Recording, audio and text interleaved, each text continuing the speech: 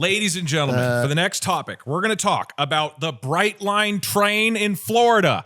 That's right. What is that word you said? What is that word? Train? Truck. It's He a said big truck. He said truck. moving Ford box. F-150 It's a in Florida. moving Okay, box. Doug, they have Recently trucks in invented. all 50 We have states. trucks all over this great Doug, country. they have all of the states have trucks. Imagine Truck instead month. of having to get in your Tesla full self-driving car, you get into a big box on a track and it drives and you don't have to do anything. Sounds dangerous. Risky. Sounds European. I would like it. Vaguely I would like it. European. I don't like it. For the first time in like 10, 20 years, America built a new train corridor. It's along the eastern side of Florida. It goes from Miami down the south up to Orlando at the top. It's this incredible service. And it was made entirely by a private company, thus proving once and for all that the free market is better than government programs. Thank you, everybody, for watching Lemonade Stand. We'll see you next time. Have a great time, everybody. But Lenin rolling in his grave at the Brightline train. So this is the story. Brightline Okay, is a tell company me that about it. made this big train, 235 miles on the eastern side of Florida, going basically up and down the whole state. It cost $6 billion. That is not that much. By comparison, Good chunk of change. it's estimated $6 that billion. the California high-speed rail is going to cost $128 billion. Jesus. Christ. So you can do the math there. It's about a 20th of the cost and about like half of the distance. I have a big of the- question. Yeah. How long did it take to build? That's my big fucking question. They you know? started it in 2013. They started building in 2014, done by 2023. 9 years. 9 years. Is By a long- comparison, California high-speed rail funding started in 2008, I believe. That's Okay. when the bill was passed that we were going to pay for it as California residents. And it's 2025, and we built no functioning track. Okay. So compared to California, that is great. Compared to China, I think they built longer than that while we're speaking. But okay, that's cool. That's cool. So, Okay, yeah. so there's a couple interesting things about it. One is just to be like, yeah, we did a thing. You know, it's Yeah. like when you have a really, I don't know, like a really earnest but dumb dog who finally like picks up the toy that you've been throwing and you're like, good job, right? It's not the most impressive thing, but Yeah. you're proud of them. So proud of America, we built a train. Yeah. But the really notable thing is that it's from a private company. So it's Brightline and you can look it up. And in fact, you don't should. have to. I'm going to Okay. do it right for you. So it's this company in Florida. I don't know if they're headquartered there, but again, this is this huge. So is this successful thing. live now? Like you can ride this train, You or is it can go about right to? now. It's awesome. Yeah, you can go. Really? That's awesome. Yeah. It is like from everything I've seen, people are really happy with. It's really high quality. It is Of not course, there loading on people, this people website. like this stuff when it exists in their life. So website has a little bit to go. Oh, well, It's there got we go. complimentary Wi-Fi. Yeah. So the it seems really great and it's getting a ton of usage. So, a little Yeah. bit of like numbers here.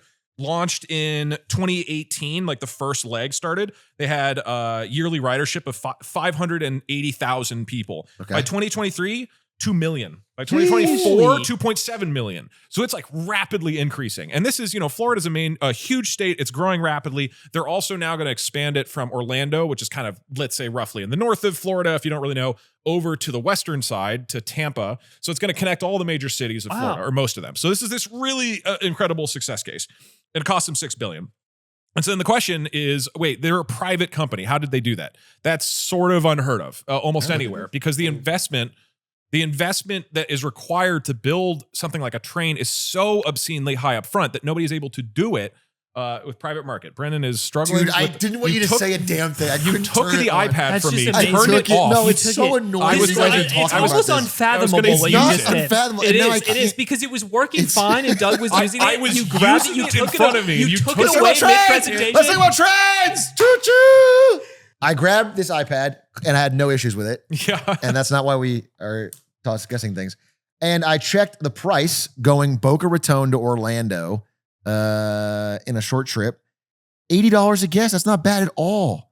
Yeah. If you want to make a Disney trip and you're in Florida, Yep. you can get on this train and it's way cheap. Yeah. $44 a guest if you leave at 8 p.m. That's crazy. Right. So like Disney World and Universal are one of like the premier travel destinations of the world, right? Yeah. And now it's like you can get there and then you can take a train down to Miami. It's like this is really incredible stuff. And then there's also cool stuff of like this company is making additional revenue by basically building cool infrastructure around the stations. So that's partially how they're able to do this in a way that's sustainable is they're saying, okay, at each one of these stations, these are going to be in places that weren't necessarily super high end before. So, for example, in Miami, it ends in this section of Miami that's like of downtown Miami that is there wasn't a lot going on there.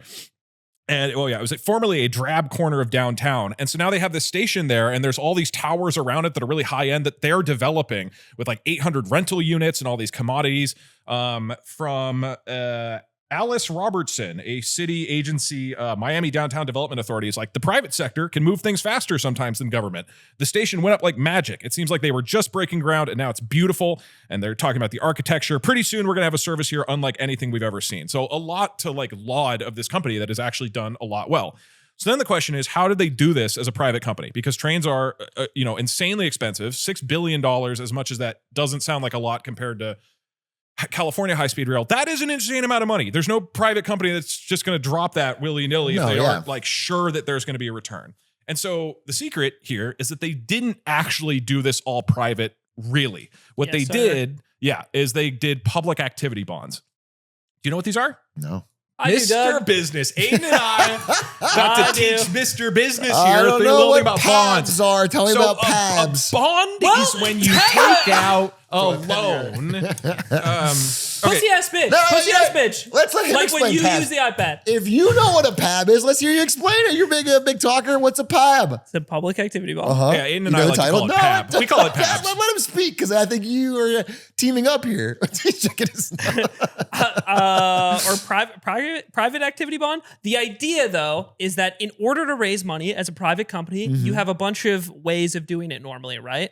You could take investors that take like ownership shares in the company and they give you money that way. You could issue stock, I guess that's basically selling stock is go doing on that. Shark Tank. You could have an IPO and have the public buy your stock potentially.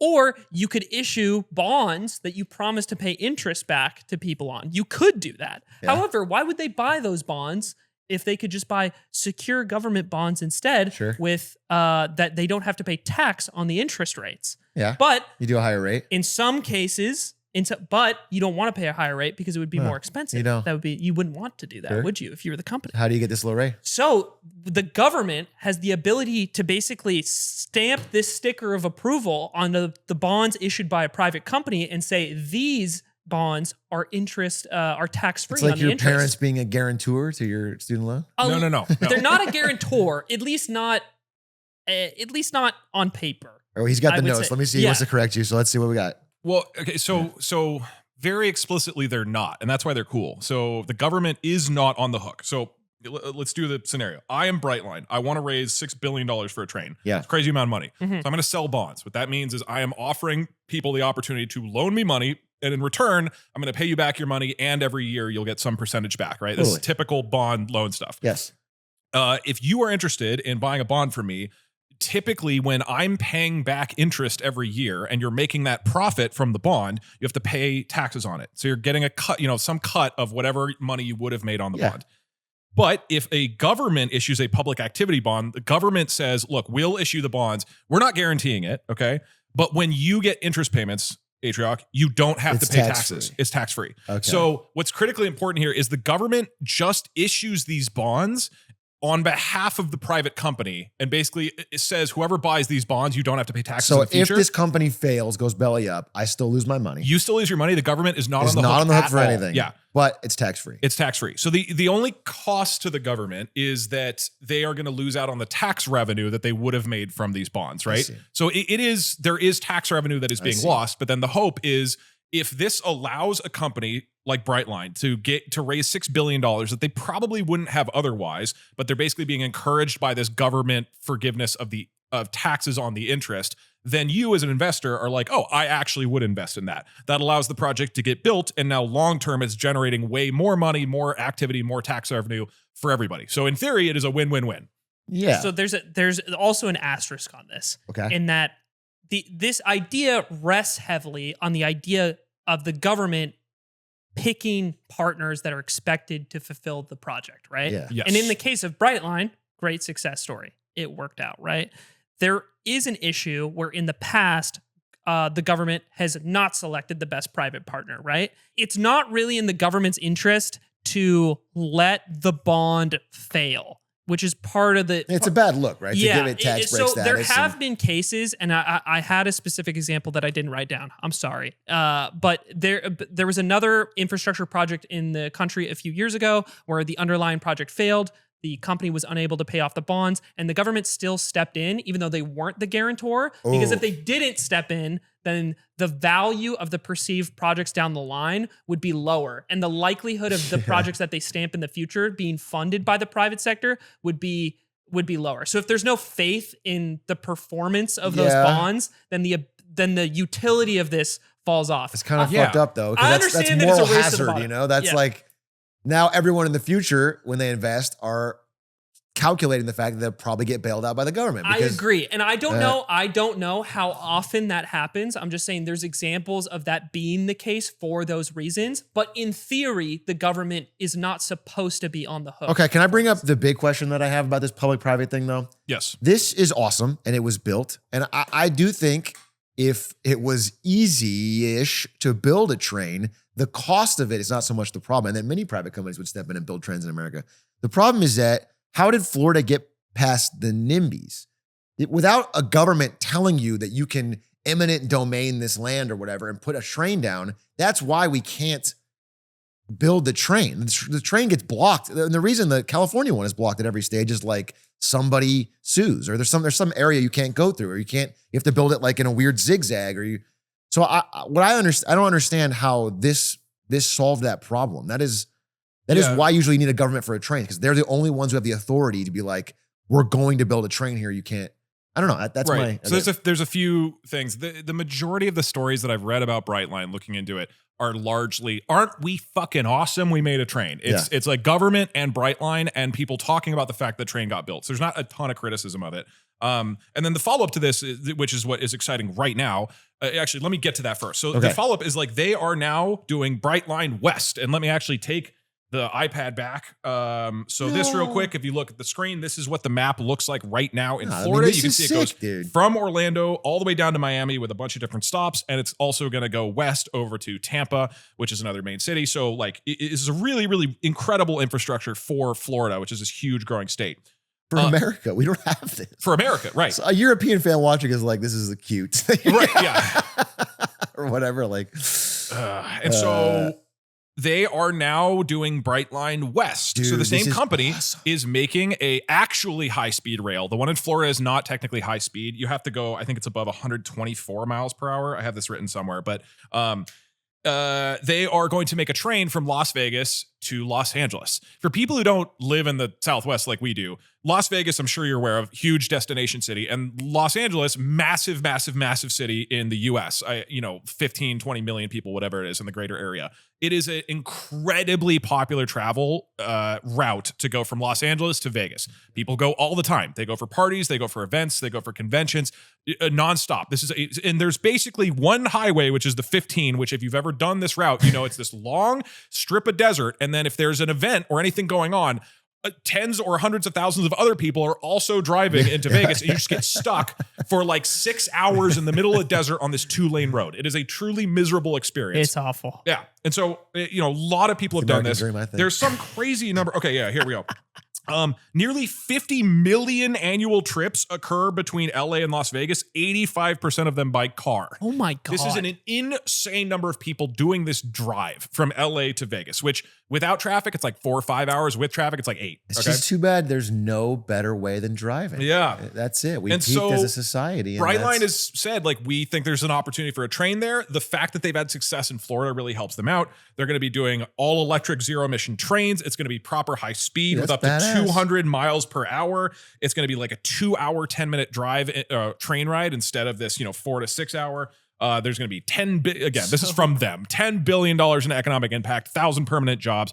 For me as a California resident, I'm going to use this. They started building in 2024. They're aiming to get it done by 2028 by the Olympics. This is happening now, and it's going to be done soon. Incredible. And so then the question is like, how are they doing this? Because California high-speed rail has utterly failed and has been, literally like 20 times more expensive. Yeah. So a couple things they're doing well. One is they're using existing transportation corridors as much as possible. So this is a major advantage to their credit versus California high-speed rail. California was trying to build a new train system through the whole country, through the whole state, right? And that was going to use some portion of track that's already built, but also lay a whole lot of new stuff. In Florida, and then particularly here, they're basically going to use the median of the highway. So they're going to build trains that go alongside or basically next to the freeway that's already there. So it's not, they're not doing like 1800s people are like mining through the mountain with pickaxes. This is like they're using the existing infrastructure and they're building the train tracks there. Being stuck in Coachella traffic and watching the Las Vegas Shinkansen go by on your right. So they says they're going to do this on the median. So my understanding is you are literally going to be like on the way to Vegas for EDC and you're stuck in stop and go traffic and you're going to see a train shoot by 200 miles an hour. So and all the people in there are drinking because they don't have to drive. So that's one thing. They've just been smart around which routes to pick. So the California high-speed rail project, massively ambitious. This one, their quote is they're going for routes that are too far to drive, but too short to fly. So they're specifically trying to get these like more narrow things. And then the other piece is that they're private. And so to some degree, they are deeply incentivized to just make sure things are moving at all times. They can work and get done because if they aren't getting things done, the project stops, right? It's done. Whereas with California high-speed rail, it's like as costs balloon, the state, the federal government will just try to shore more and more money in. And so there's kind of no hard stop to, how they deal with restrictions. But, ultimately it's hard to know. The fact is they've operated really well in Florida. It seems like they're going to do that. I mean, this is really cool. I'm glad you brought this story. This is very interesting. Yeah. I like their strategy of going for, relatively small wins to get momentum. It's cool. And what's so cool I think what's really valuable about them doing this and trying to do it in a very achievable way is then that addresses the PAB concern you were talking about, Aiden, which is, so this public activity bond, what is so great about it is the US government isn't on the hook. So with this one, Brightline West, this is a mix basically of I believe 6 billion right now. It's a mix of public activity bonds, that type of bond we talked about earlier, and the federal government just giving the money. So during the Biden administration, Department of Transportation gave the Nevada Department of Transportation, who's like spearheading this, $3 billion for the project. So this is a mix of these public things, but it's still going to be privately operated and run. It's basically the funding is coming from these things. And so this, if you are California or the federal government, you're like, this is great. We have a company, Brightline, who succeeded in Florida. We're going to do these public activity bonds where we issue the bonds on behalf of them. But even if they completely fail and fuck this up, the government does not have to pay. It's simply Brightline who's on the hook. And now there's even collateral they can say of their existing train line. And then the more that this works, hopefully this train, it seems like it's going well. The more that they build this and it keeps expanding, the more credit they have with, we're actually going to deliver on the public activity bonds. And so right now, supposedly, according to them, they're like, we have up to 10 billion more public activity bonds we can issue. They're rationed by the government. So we have up to 10 billion more. And it's like, so they're just cruising. They're doing incredible at this. And I think this is a really interesting mechanism of government basically facilitating private companies to do a lot. Because this, to be clear, this wouldn't have happened without government support. The public activity bonds were what allowed Brightline to create the Florida stretch, and it's what's allowing them to create this stretch. But then the private company gets to run this in a way that is beneficial to all parties, right? And even if they fail, the government, the taxpayer is not on the hook. So I think it's a really, really interesting system, and one I like a lot. There's obviously situations where you want the government to just fully fund a project, but ones like this where they can come in and basically unlock the ability for a private company to get started and then they run it from there and they're responsible, I think is incredibly valuable. So I just think this is really I want to look more into the land that they got for the Florida one. It seems like this one, there's like a lot of desert land. They're building right along the highway. It seems like easy to get to. No one's in the way. They're actually leasing it all from Disney. Disney owns it all. Disney benefits, I guess. To be clear, I just made it. You go to Orlando, easy. They're picking easy wins, and also it's worth clarifying here. If you look at the map, it's not going from Las Vegas to LA. It's going from Las Vegas to Rancho Cucamonga, which is about an hour east of LA. So dude, it's funny. Half the trip would be if you were in West LA. Yeah. I was gonna half the trip is driving to Rancho and then on a train to Vegas. Dude, the drive to Rancho is so long, dude. So Yeah. it sounds like it's from LA, but it's not really. And if you're wondering why, it's because, well, it suddenly gets a lot harder to make a train if you're going That's from, what I'm saying. from Rancho Fucking Cucamonga, which damn is like it. you're getting into actual city. It's not a desert, into the heart of LA. They're talking about potentially extending it to Union Station. So LA does have a train from Yeah. Union Station in downtown to Rancho Cucamonga. So in theory, you can drive from West LA to downtown, which is like 30 or 40 minutes. Then you get on a train there to the Brightline station, which would be another, I don't know, 30 minutes. And then you take a High speed. and then you take the high speed to Vegas. So this is actually a good example of like, it's not like they're going for the most ambitious things where they have to get a bunch of land rights. No, They're going for the easy wins. But I would much rather this happen Than nothing. than no 100%. trains. This is incredible. really cool. We're I- actually, we made a thing. And I think Americans experiencing the benefit of trains is so good to get momentum for trains. But I'm usually the guy that's like, let's get some more competition, private sector stuff in here. I think for trains, if the government is not deeply involved for the high density areas, you Right. can't get it done. Like, Yeah. they have to override the ability of everyone to sue you at every station yeah. when otherwise you can't. Anyway. Or they don't, and then the thing doesn't get built. Doesn't like get built. California High Yeah, Speed Rail. exactly. And then one final thing before we move on Okay. is just the numbers on this in terms of cost is just truly mind-boggling. So Brightline, Florida, they built the whole thing for $6 billion, and it's 235 miles. That's about 25 million per mile. So per mile of track light, about $25 million it costs. Okay, so then Brightline West, this one, it is more expensive. So it's going to be $12 billion in total for 218 miles. It's about $55 million per mile. California High Speed Rail is going to be $256 million per mile of Because it's track. better. So There's more And it'll be elites. the best damn train this state's ever seen. yeah, which, and again, just to Solid remind people, gold So- seats. So I do think one thing to note on this, at least as far as the Florida project goes, is that and part of the reason why it's not high speed rail is they used a lot of existing train infrastructure there Yes, and yes. built on top of it. I So there see. was like rail in places that was used again. I think part of the reason why this project is more expensive They're building is it. because they're building out new track to support it. The other thing that's interesting here is a part of this success story is, depending on how you look at it, is that the stigma around public rail in the country and funding public rail projects, oftentimes because you'd need to go to the public to vote on it or to find a way to fund it.